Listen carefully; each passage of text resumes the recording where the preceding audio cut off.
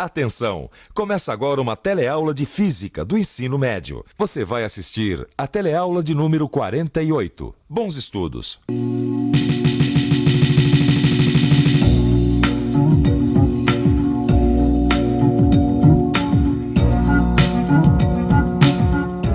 Olha só que absurdo! Novo teste nuclear no Oceano Pacífico. O mundo protesta, faz muito bem de protestar, é isso mesmo. O uso da energia nuclear sempre causou muita discussão. Agora, uma coisa é indiscutível. A capacidade que o núcleo atômico tem de gerar energia é realmente incrível. E para saber como isso é possível, só mesmo prestando muita atenção nesta teleaula de hoje, que vai ser muito mais do que interessante. Você vai conhecer um pouco mais sobre a estrutura do núcleo do átomo e sobre radioatividade. Vai descobrir que a energia nuclear tem várias aplicações e ainda vai conhecer os quarks, partículas que hoje são consideradas os menores componentes de toda a matéria do universo.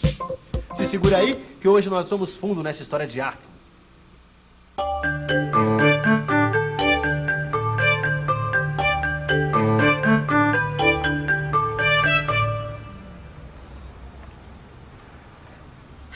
Maristela, olha só que incrível! Os gregos pensavam que o átomo era o menor componente da matéria e que ele era indivisível. Mais tarde, fazendo experiências, os cientistas descobriram que o átomo é formado pelo núcleo e pelos elétrons. E agora, no começo do século, é que os cientistas verificaram que esse núcleo é formado por partes ainda menores. Você está entrando num dos capítulos mais interessantes da física, que é a física nuclear, que estuda o núcleo do átomo. Em que parte você está? Eu tô aqui no pedaço que fala da descoberta do nêutron. Essa descoberta foi super importante no campo da física nuclear. Foi em 1932 e nessa época os cientistas já sabiam que no núcleo do átomo existiam cargas positivas, chamadas de prótons. E sabiam também que existiam elementos que emitiam radiação.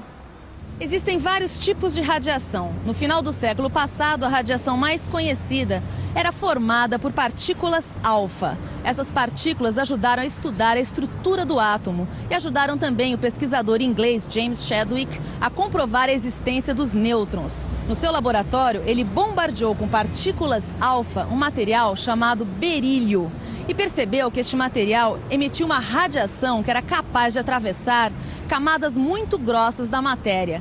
E essa radiação era composta por partículas sem carga elétrica, por isso mesmo neutras. Daí vem o nome nêutrons. Graças às experiências de Chadwick, o mundo descobriu que o núcleo do átomo é formado por prótons e nêutrons. Mas aí vem uma dúvida. Olha só, os prótons têm carga elétrica positiva. E eu sei que cargas elétricas de mesmo sinal se repelem. E, portanto, um próton repele o outro. Além disso, como os nêutrons não têm carga, eles não interagem eletricamente nem com os prótons, nem entre si. E aí é que está a minha dúvida. Como é que estas partículas permanecem unidas formando o núcleo do átomo? Sabemos que não é a força elétrica que mantém o núcleo unido, porque essa força, na verdade, tende a afastar um próton do outro. E, além disso, não existe entre os nêutrons. Conhecemos também uma outra força, a força gravitacional, que na verdade é muito mais fraca que a força elétrica. Deve existir então uma outra força que apareça entre os nêutrons e os prótons. Força nuclear. Para explicar a existência do núcleo, os cientistas imaginaram que existe um outro tipo de força que age somente entre os prótons e nêutrons, a força nuclear. Isto permitiu explicar por que os prótons e nêutrons permanecem unidos. Pois é, mas nem sempre o núcleo permanece unido. O núcleo de alguns elementos químicos se desintegra e emite partículas. Este processo é chamado de desintegração radioativa, ou também radioatividade. Muito bem. E você saberia me dizer mais sobre isso? Sei sim. No núcleo ocorrem reações nucleares. Nessas reações podem ser produzidos elétrons que compõem um tipo de radiação chamada beta-. Esses elétrons são iguais aos que existem ao redor do núcleo, mas não são os mesmos. E existe outro tipo de partícula também produzida nas reações nucleares. São chamadas de pósitrons. Os pósitrons são muito parecidos com os elétrons, mas têm carga positiva. Essas partículas compõem a radiação beta+. Dá uma olhada nessa tabela que tem aqui, ó. Olha aí, a radiação beta pode ser positiva. Nesse caso, ela é formada por pósitrons. e pode ser negativa. Nesse caso, ela é formada por elétrons. A radiação alfa, muito usada nas experiências, é composta por partículas alfa, que são formadas por 2 prótons e 2 nêutrons. Quando o átomo de um elemento químico se desintegra emitindo radiação, na verdade ele está perdendo partes do seu núcleo. Nós já sabemos que o elemento químico é caracterizado de acordo com seu número atômico, ou seja, de acordo com o número de prótons que existem no seu núcleo. Vamos entender tudo isso melhor estudando o que acontece quando o urânio se desintegra. O urânio é representado pela letra U. No seu núcleo existem 92 prótons, isto é, seu número atômico é 92. Quando o urânio se desintegra, ele emite uma partícula alfa formada por 2 prótons e 2 nêutrons. Ao emitir uma alfa, este núcleo passa a ter 90 prótons, isto é, seu número atômico passa a ser 90. Bom, você deve estar se perguntando, e daí que o número atômico mudou? Daí que o número atômico é como se fosse a carteira de identidade do elemento. Se o número atômico muda, o elemento deixa de ser ele mesmo e passa a ser outro. Quando o urânio se desintegra, ele perde 2 prótons e seu número atômico passa de 92 para 90. E o urânio deixa de ser urânio e vira outro elemento, chamado tório, que tem número atômico 90. Incrível, né? Um elemento se transforma em outro. Incrível mesmo, hein, Maristela? O elemento se transforma em outro. Mas me diz uma coisa, o que acontece com a partícula? Partícula? É, a partícula alfa emitida. Ah, claro. As partículas alfa são emitidas com muita energia cinética, isto é, energia de movimento. Elas viajam pelo espaço até encontrar um meio material ao qual transferem grande parte de sua energia até pararem. Quando elas param, elas capturam um elétron do meio, dando origem a um átomo de hélio, que fica preso no material. O problema é que, antes de parar, a partícula alfa provoca uma ionização no meio. Isto é, ela sai arrancando elétrons dos átomos que se transformam em íons, ou seja, há átomos cujo número de cargas positivas é diferente do número de cargas negativas. Este é o perigo da radiação. Aí, sabe, Maristela, eu só fico imaginando se esse meio material for o corpo humano. Aí eu não gosto nem de pensar. Quando as partículas alfa atingem o corpo humano, Rosinha, elas podem arrancar elétrons dos átomos que formam moléculas e assim danificam as células do organismo. Este é o lado feio da história do átomo. Mas a radiação também tem um outro lado, né? É isso mesmo, Rosinha. Agora, o uso controlado da radiação é muito útil na medicina, para fazer exames clínicos que ajudam a diagnosticar e a prevenir doenças. Ela é usada também no tratamento de doenças através da radioterapia. Nós estamos ao lado de um reator nuclear. E este aqui é o Instituto de Pesquisas Energéticas Nucleares de São Paulo. Nós vamos conversar agora com o professor Roberto. Professor, o que acontece nesses reatores nucleares? Este reator, a exemplo de outros reatores distribuídos no mundo, ele funciona baseado na fissão nuclear. Para que ocorra a fissão nuclear, é necessário que tenhamos uma fonte de nêutrons e um combustível, no caso, o urânio.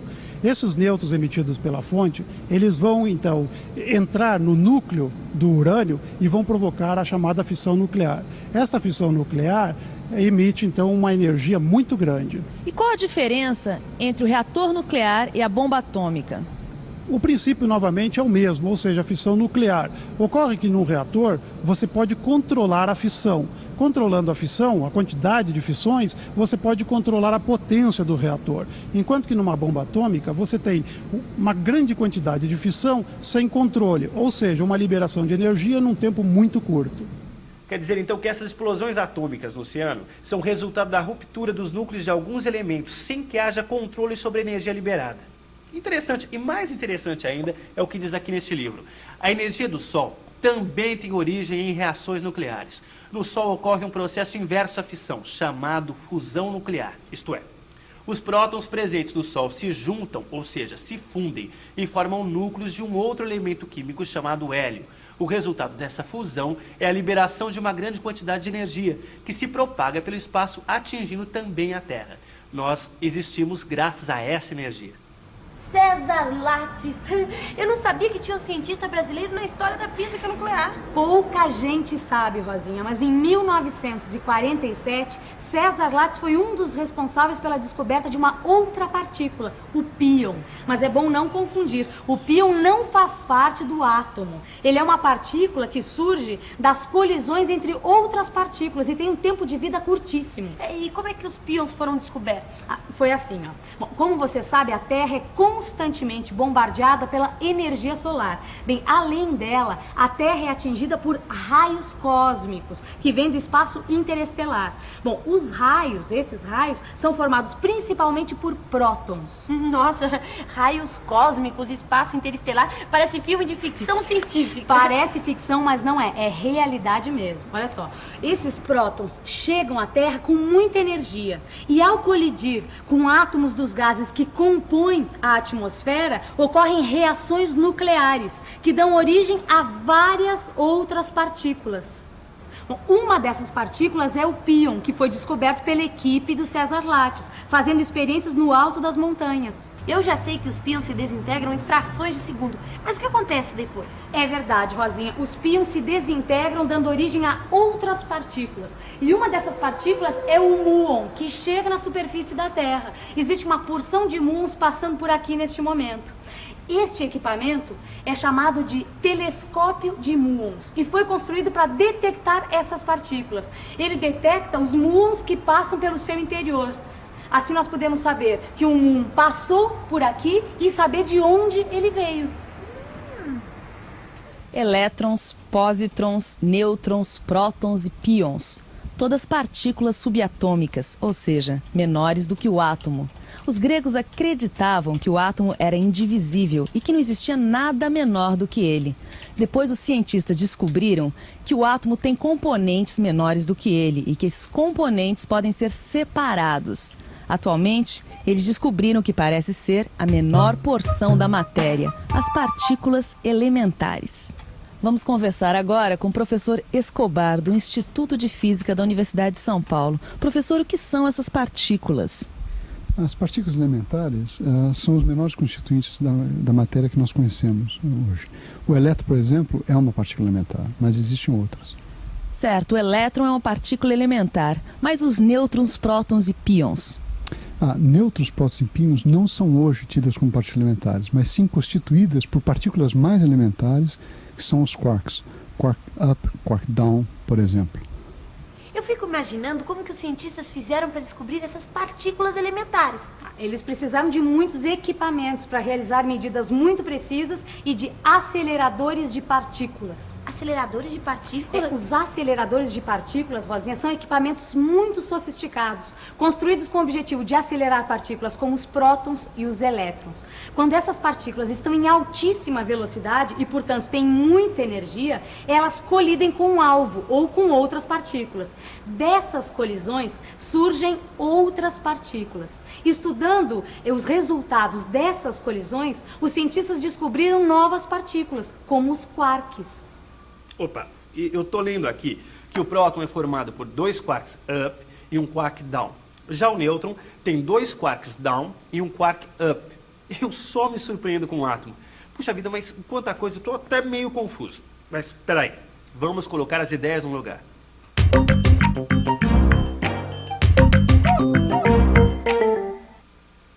Os cientistas já sabiam que o núcleo do átomo era formado por prótons e nêutrons. Depois, eles descobriram que os prótons e os nêutrons eram formados por outras partículas ainda menores, chamadas quarks. E existem 2 tipos de quark que compõem a matéria: o quark up e o quark down. O próton é formado por 2 quarks up e um quark down. O nêutron é formado por 2 quarks down e um quark up. Agora ficou claro. E para ficar mais claro, não esqueça, depois da teleaula, livro. Só que antes vamos para a revisão. E atenção, se liga aí que é hora da revisão. Na teleaula de hoje, você aprendeu que o núcleo do átomo é formado por prótons e nêutrons. E que esses prótons e nêutrons são formados por partículas ainda menores chamadas de partículas elementares, como os quarks.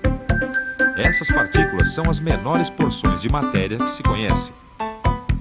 Você aprendeu sobre radiação e viu que ela pode provocar muitos danos ao organismo, mas que também, quando controlada, pode ser usada em nosso benefício. Finalmente, você conheceu dois processos que ocorrem com os núcleos dos átomos, a fissão e a fusão nuclear. E viu que a energia nuclear pode ser usada de várias formas. É isso aí, não existem limites para a ciência. Com o avanço da tecnologia e a criatividade da mente humana, muitas descobertas ainda estão por vir. Na próxima teleaula a gente continua, onde nós vamos estudar sobre as ondas eletromagnéticas. Até lá!